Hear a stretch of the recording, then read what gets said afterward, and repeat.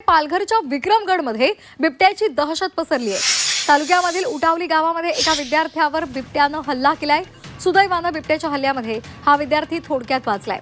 मयंक कुरा असं या विद्यार्थ्याचं नाव असून तो आदर्श विद्यालयामध्ये 5वी मध्ये शिकतोय।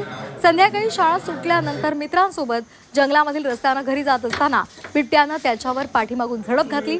मात्र ती झडप मयंक याच्या पाठीवर असलेल्या दफ्तरावर आली। त्याकाळी मयंक आणि त्या मुलानं आरडाओरड केलेली होती।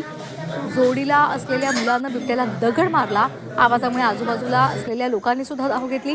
बिबट्यानं तिथून जंगलामध्ये पळ काढला। या घटनेमुळे सध्या या परिसरामध्ये बिबट्याची दहशत पसरली आहे। बिबट्याला जेरबंद करा अशी मागणी ग्रामस्थ करत आहेत। संध्याकाळ झाली, शाळा सुटली, आम्ही गेलेलो।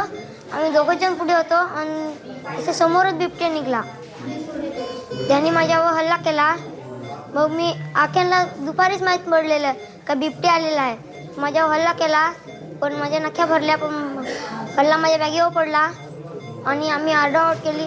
माणसाली आणि त्याचा काढा घेतला। उटावलीला शाळेत जातो, तिकडनं आल्यावरती त्यांनी सांगितलं की माझ्यावर हल्ला झाला आहे, असं बिबट्याने हल्ला केला आहे असं बोलला तो, आणि लगेच आम्ही दवाखान्यात घेऊन आलो। आम्ही त्याच्या जखमा बघितल्या तर त्याच्या डाव्या हाताला एक थोडंसं चिरलेलं थोडं होतं। आपण त्याला एक टाका घेतला आणि त्याला विचारलं की काय झालं, तर तो बोलला की माझ्यावर बिबट्याने हल्ला केला।